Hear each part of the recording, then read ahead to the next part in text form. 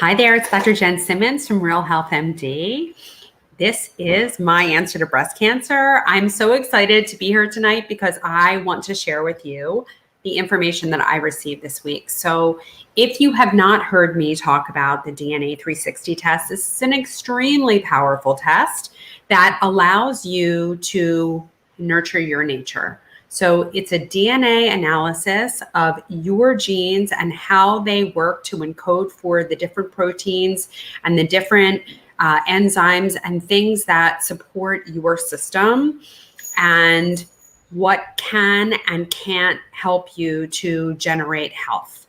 And so there are so many unanswered questions like, what is the right kind of diet for me? And do I metabolize fats well? Do I metabolize carbohydrates well? Should I be on keto? Should I not be on keto? How much protein do I need? Do I need a lot of protein? Do I need a little protein? And, which nutrient do I metabolize best? What are my micronutrient needs? Do I have good vitamin D sensitivity, or do I need to get more vitamin D? Do I need to supplement with vitamin D? How about vitamins A? How about vitamin C? So there are so many questions that it's impossible to answer using standard testing, even using functional testing. It's impossible to get these kinds of answers. And that's just in the area of food and nutrition. So I received my DNA 360 report last night, and I have just been combing over it today. And there are so many pearls of wisdom, so many things that even someone like me who is so deeply entrenched in the functional medicine world, I am every single day trying to figure out what the right thing is for each individual. And I was trying to figure out what the right thing is for me, because we are all bio-individual. There's no one right plan for everyone. But I was having to do so much trial and error, and I didn't even guess right for me.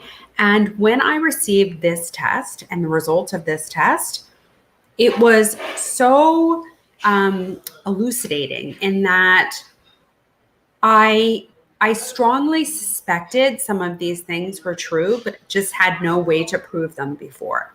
So I wanted to share my screen, but I'm just not sure. I hope that you guys are able to see this. But what's so interesting is that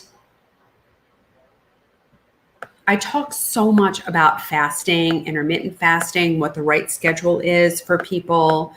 And I firmly believe that there is a fasting schedule for everyone, and that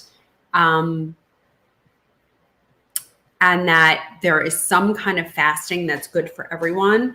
And, every single religion has fasting built into it. And it's because our bodies are biologically designed to take rests from food. And some of them are seasonal rests, and some of them are just, if you think about it from like the caveman perspective, there were seasonal rests from food because the food was just not available at certain times of the year. But there was also daily rests from food because as a human, you're not going to be out feeding at night because it's not safe to be outside of the cave at night. So we're designed to take daily rests from food. And then on top of that, we're designed to take seasonal rests from food, whereas our metabolism changes in the summer and in the winter. And so here is my fasting schedule, where I always knew that I wasn't hungry for really much more than one meal a day, like maybe 1.5 meals a day. So I automatically gravitated to that, not even knowing that that's what my genetics dictated. That's just what I gravitated to. And so amazingly enough, now this is a little different than what I was doing, because I was having my my main meal later in the day, not between 2 and 4 p.m. But it's so validating to know that what I was doing is the right thing for me. And so if you just look at these at these numbers. So I was already doing a 16-8 schedule, meaning that I was doing a 16-hour fast with an 8-hour feeding window. And that's exactly what this says. The thing that's different from what I'm doing that this has changed how I approach my eating schedule is that according to this, I should have my last meal before 4 p.m. So I am very, very tied to early circadian rhythm, where that is my most productive time. That's the time when my metabolism is the best. And our metabolism slows as the day goes on, as we get ready to sleep.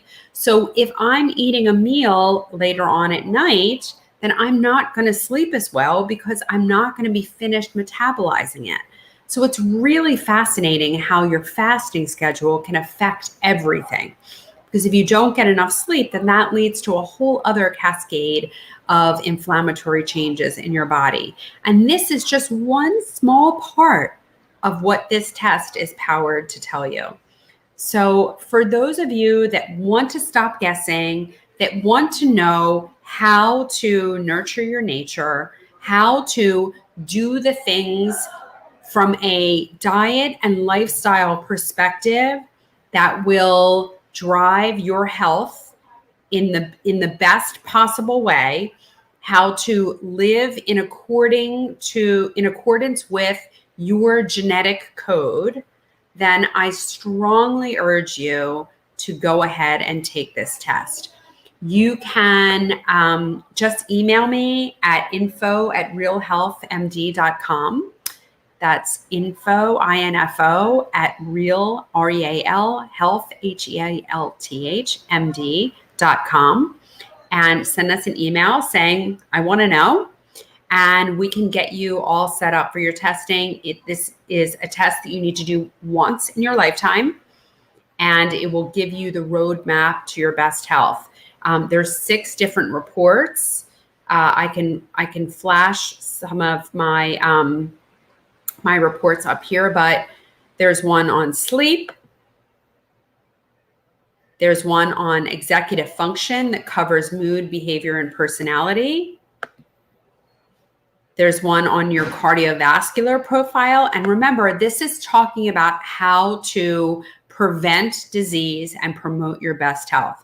There's one on immunity, which is inflammation and your immune system. One on your hormone profile. And then the one that I just showed you, which is your diet and nutrition profile. So each week, I'm going to be highlighting a different part of the test. Tonight, we just looked at a little bit of my diet and nutrition profile. I'll just end by telling you that as a vegan, I eat tons of orange vegetables. So I was getting enough beta carotene, and I knew that I was getting enough beta carotene, and yet my vitamin A levels were low. And this report told me why, because I'm not able to convert beta carotene into vitamin A. And we need vitamin A it's one of our fat soluble vitamins. It's very important in your immune system, in your hormonal system. And so without proper levels of vitamin A, there are a number of clinical ramifications. And so that's just one tiny part of what this test was able to tell me, that no matter how well I ate, I still need to supplement with vitamin A. So there's so much valuable information here. I'm going to finish pouring through it and bring you a different excerpt every week for the next 6 weeks.